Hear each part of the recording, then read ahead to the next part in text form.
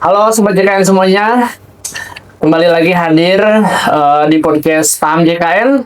Yuk kita kasih paham.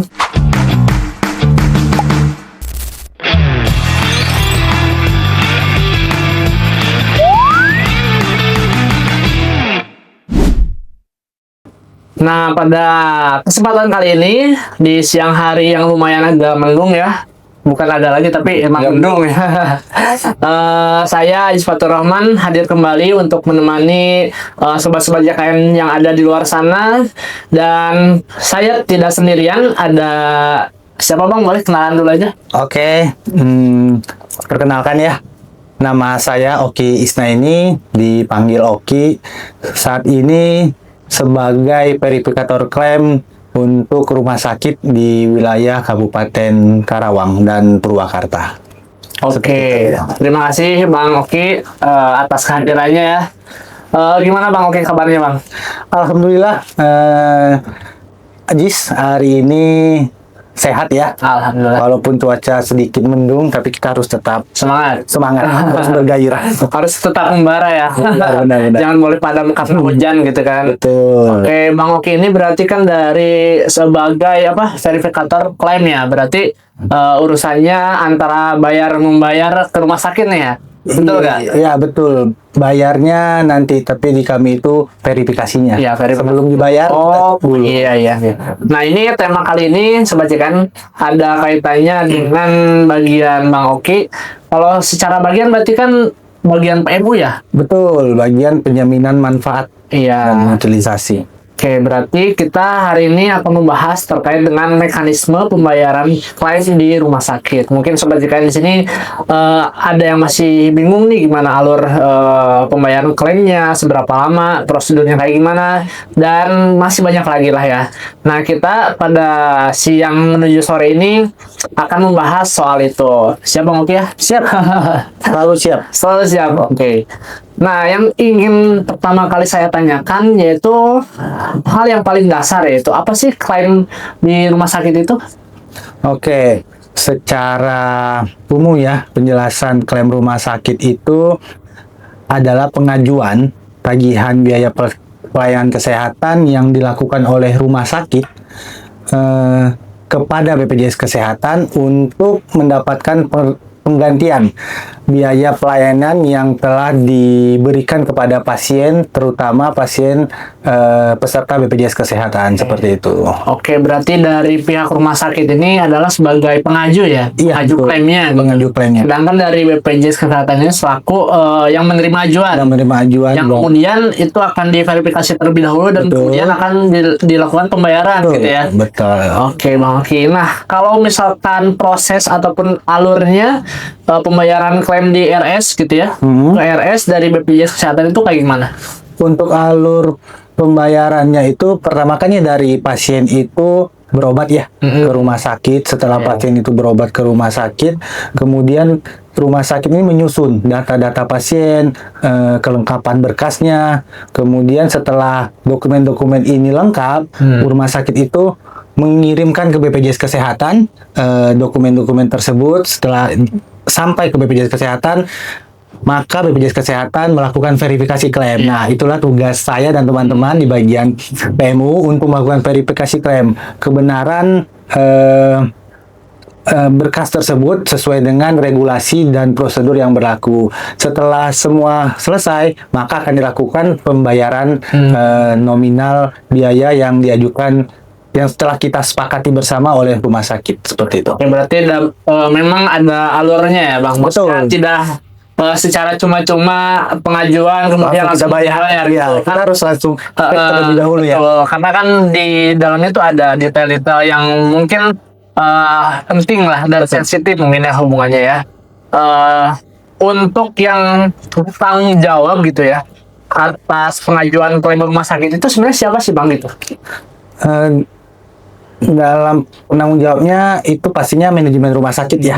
Tapi dalam hal ini biasanya di bagian rumah sakit itu ada namanya bagian Kesmik. Jadi bagian Kesmik ini yang melakukan pengumpulan data, berkas dan lain sebagainya, kemudian diajukan ke BPJS Kesehatan. Itu biasanya di rumah sakit bagian Kesmik namanya. Oh, ada bagian khususnya gitu ya untuk pengajuan Iya. klaim ini Kesmik tadi ya. Betul. Dan tadi kan sudah dibilang ada prosedurnya, ada alurnya gitu. Nah, saya sekarang mau tanya yang lebih detail lagi nah. Kira-kira apa sih dokumen yang harus disiapkan rumah sakit untuk mengajukan klaim ini, Bang? Ya, nah ini sangat penting ya untuk dokumen, karena dokumen ini yang nanti kita cek apakah benar atau tidak.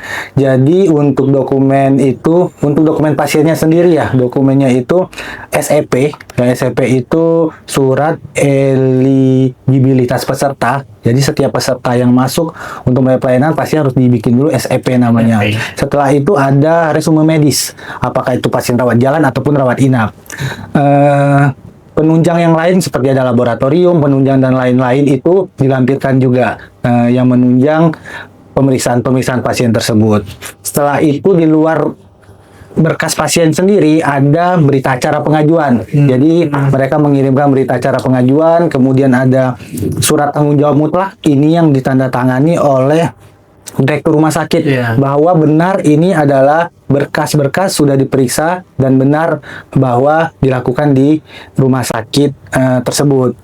Kemudian yang tidak kalah penting juga ada pernyataan anti fraud bahwa berkas ini sudah dicek sebelumnya oleh tim anti fraud rumah sakit bahwa ini kebenaran coding, kebenaran klaimnya ini bahwa ini sudah benar. Setelah semua ini lengkap, baru mereka kirimkan ke BPJS Kesehatan.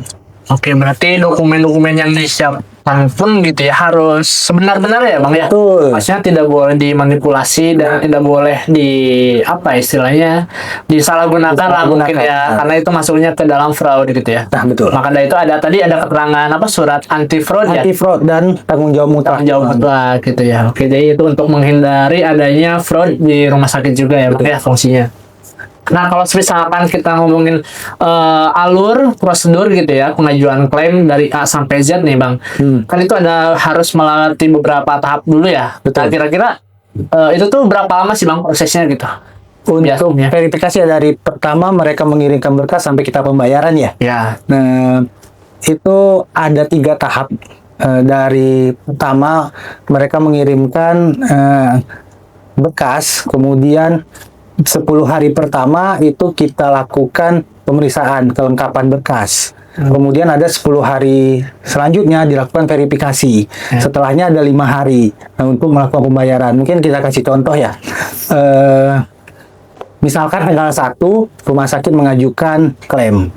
Tanggal 1 sampai tanggal 10 itu ada namanya staf administrasi klaim melakukan pengecekan apakah berkas ini lengkap atau tidak. Jadi 10 hari ini dicek. Ketika tidak lengkap, maka akan dikembalikan.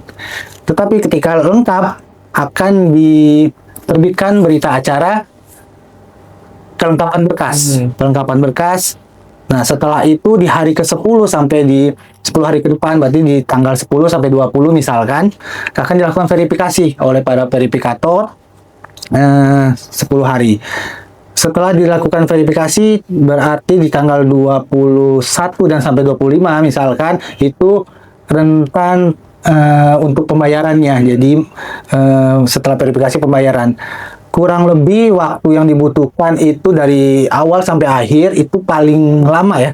Paling lama bisa sampai 25 hari. Tapi bisa lebih cepat daripada itu karena tergantung dengan verifikasinya ya, lengkapan berkas dan verifikasinya. Tapi misalkan itu tidak lengkap, berkasnya di awal tadi mungkin akan dikembalikan lagi yang mungkin bisa akan lebih lama seperti itu. Berarti kalau misalkan emang dari awal gitu ya pengajuan rumah sakit berkasnya sudah diverifikasi dan tentunya tidak ada yang kurang lah, Betul. itu istilahnya lengkap gitu. Tapi itu prosesnya paling lama itu 25 hari ya, dan bisa lebih cepat dari itu gitu. Bisa. Namun ketika emang berkasnya belum lengkap, dan itu kan otomatis harus dikembalikan lagi. Iya. Nah, jadi harus bersabar lagi gitu ya. Iya. Ulang lagi dari awal mungkin untuk mempersiapkan berkasnya gitu ya, Bang ya. Kelengkapan berkas itu penting. Penting banget. Karena dengan adanya kekurangan berkas ya itu menjadi permasalahan yang memang mungkin tahap selanjutnya itu nggak bisa gitu ya, karena harus lengkap dulu. Iya, harus lengkap, kita konfirmasi, balik, bolak-balik aja Ya, seperti itu. betul. Nah, terus yang ingin saya tanyakan kembali nih selanjutnya, apakah semua jenis perawatan bisa diklaim, Bang?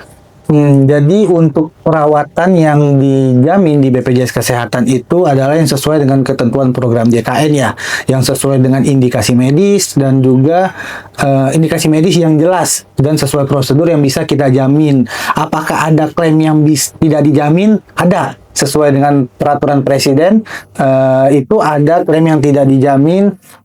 Contohnya ya, ini contoh saya kurang apa juga, tapi contohnya itu yang bersifat kosmetik. Jadi kalau kosmetik contoh mungkin jerawat. Oh, ini mau ngilangin jerawat di rumah sakit, nah, itu nggak bisa dijamin karena itu kosmetik. Kemudian untuk mutihin gigi kalau kosmetik juga ya seperti itu. Kemudian ada kecelakaan kerja. Nah, kecelakaan kerja itu bukan BPJS Kesehatan yang menjamin, tapi ada penjamin yang lainnya. Ya, gitu ya. Kemudian ada hobi yang membahayakan. Hobi yang membahayakan ini juga tidak masuk jaminan kita.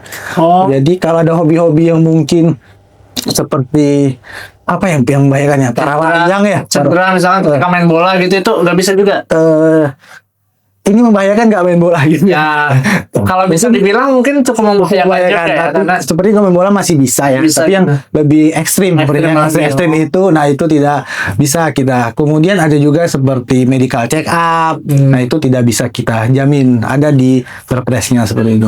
Oke, berarti yang menjadi garis besarnya tadi itu yang tidak diklaim itu lebih ke apa ya? Sesuatu yang memang mempercantik atau memperlihatkan diri sendiri Ya, atau akibat pelayan sendiri ya. gitu ya, dari Bunuh olahraga. diri juga tidak bisa kita jamin gitu. Itu pelayan minum alkohol, akibat minum alkohol kemudian dia kecelakaan, Iya. itu kita tidak bisa jamin bisa juga, juga. karena kelalaian sendiri ya dari pasien tersebut. Ya, jadi sobat Bikan juga harus tahu lah gitunya. Maksudnya penting harus mengetahui mana nih yang kira-kira bisa diklaim dan juga enggak gitu. Iya, betul. Tapi kalau sesuai dengan prosedur, indikasi medis itu Iya. pasti kita jamin. Ya, yang penting itu ya, sesuai prosedur dan indikasi medis ya, Bang ya. Nah, itu kan kalau misalkan proses klaim gitu, misalkan ya, kan itu tuh paling lama tadi itu 25 hari ya. Nah, itu tuh ada bisa ataupun bisa dilihat gak sih kayak status klaimnya itu sedang diproses gitu apa Bisa, gimana? bisa. Misalkan yang sedang ongoing nih kira-kira bisa dicek apa enggak gitu. Bisa. Jadi di rumah sakit ada aplikasi ya, yang aplikasi yang digunakan untuk pengajuan juga tuh namanya Vclaim, yang di rumah sakit itu bisa mengecek. Jadi prosesnya mereka sudah ajukan itu sudah diterima atau belum sama BPJS. Kemudian proses verifikasi, proses pembayaran itu bisa cek sama rumah sakit. Nah, jatuh temponya tanggal berapa itu bisa. Oke, berarti emang ada aplikasi khususnya gitu ya? Iya, aplikasi yang dipakai Ya, sama rumah untuk sakit. mengecek apakah si klaim ini tuh udah sampai mana tahapnya, Betul. ya udah beres kah atau ya intinya proses klaimnya itu udah bisa dilihat lah gitu ya, Dilihat. selaku dari pihak rumah sakit gitu ya. Dan aplikasinya pun mungkin sudah lama apa baru, Bang? Sudah lama itu ya. sejak kita digitalisasi ya. Kira-kira 2017 mulai awal itu sudah pakai aplikasi 18 itu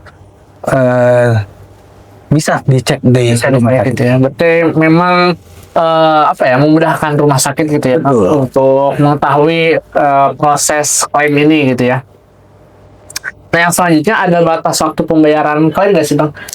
Batas waktu BPJS ya yang bayar Ya. ya. Batas waktunya tadi itu jatuh tempo yang tadi kita hitung. Iya, tanggal yang maksimal itu kalau di ininya maksimal 15 hari sejak BA lengkap ya. Ya. Berita acara kasih itu kita bayar, karena kalau lewat itu BPJS akan membayar denda dari 1% dari biaya pelayanan yang ditagihkan.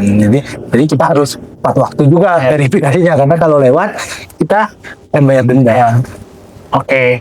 Nah, selanjutnya kan mungkin banyak gitu, Bang ya, berita-berita yang memang berseliweran di sosial media lah, entah itu dari pihak rumah sakit ataupun gimana. Katanya ada yang bilang kalau misalkan proses klaim di rumah sakit proses klaim rumah sakit ke BPJS itu tuh lama dan memang membutuhkan waktu gitu. Nah, untuk soal kasus ini pernah nggak sih BPJS misalkan telat dalam membayar pembayaran klaimnya gitu?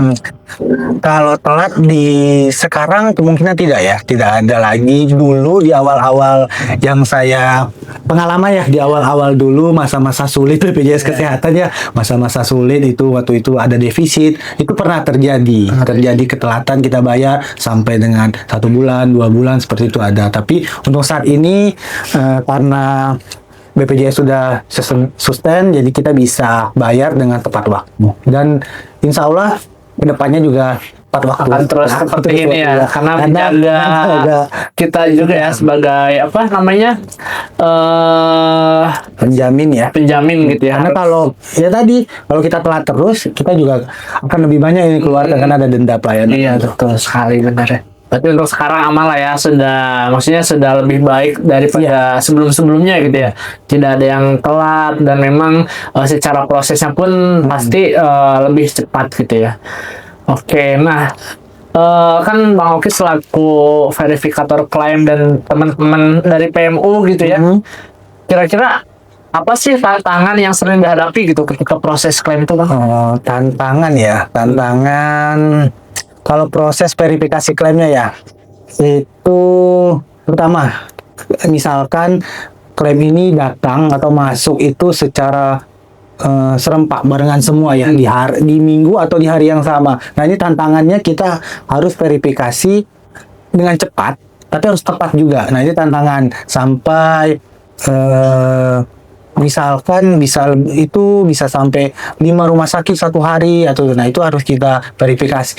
Kita harus tetap verifikasi tapi harus cepat dan tepat. Nah, kemudian tantangan selanjutnya beberapa rumah sakit sudah ada yang e-medrek tapi masih ada yang tulis tangan nih. Yeah. Nah, ini sebuah tantangan, kita harus baca tulisan dokter yang sulit karena beberapa dokter ada yang tulisannya mungkin hanya bisa dibaca oleh tertentu. Nah ini agak sulit ya, ini tantangan juga, jadi tantangan agak sulit untuk dibaca kalau yang proses verifikasi klaim ya.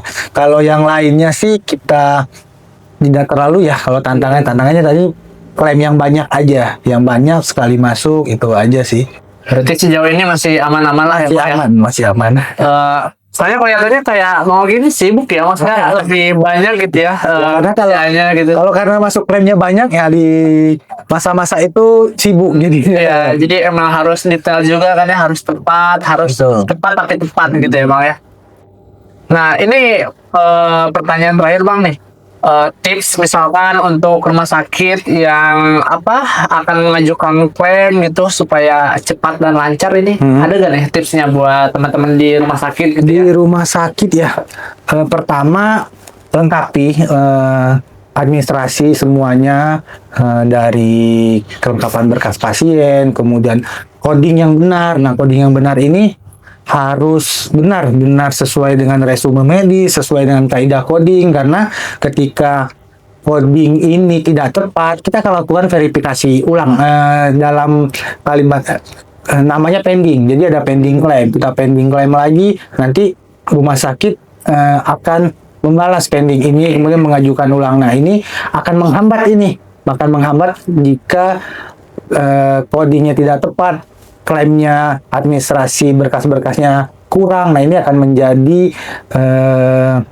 keterlambatan, bukan keterlambatan kita, tapi berkas-berkas itu akan kita pending ulang, mungkin akan dibayarkan tapi dibayarkan ditunda. Jadi tertunda pembayarannya karena tidak lengkap. Nah untuk rumah sakit bisa melengkapi yang diperlukan oleh BPJS Kesehatan seperti tadi ya, ketepatan coding, berkas-berkas penunjangnya yang lengkap. Selagi itu semuanya lengkap, insya Allah dari BPJS Kesehatan akan membayarkan klaimnya tepat waktu. Oke, itu dia tips buat teman-teman yang di rumah sakit ya, intinya kelengkapannya berkasnya untuk pengajuan klaimnya lengkap ya Bang.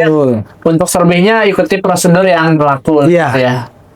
Codingnya yang penting itu. Codingnya kecepatan diagnosa dan prosedur. Oke teman-teman, alhamdulillah kita semua berada di penghujung obrolan nih, gak kerasa ya. Ini gak kerasa lama, tapi kalau di durasi kayaknya udah lama. Iya, mungkin udah. Udah 20 menit, oh gak kerasa mungkin. Oke Bang Oki, terima kasih atas kesempatannya dan kehadirannya juga ya Bang ya. Oke. Terima kasih banyak. Sampai jumpa lagi di podcast selanjutnya. Mungkin ada episode lagi yang mungkin ngebahas yang berkaitan sama Klaim ya? klaim ataupun mungkin verifikator dan lain sebagainya lah bagian PMU gitu ya. Siap. Oke, teman-teman semua, Sobat JKN, itu tadi perbincangan kita pada sore hari ini. Jangan lupa untuk saksikan terus podcast Paham JKN dan tunggu episode-episode selanjutnya hanya di podcast Paham JKN. Yuk kita kasih paham.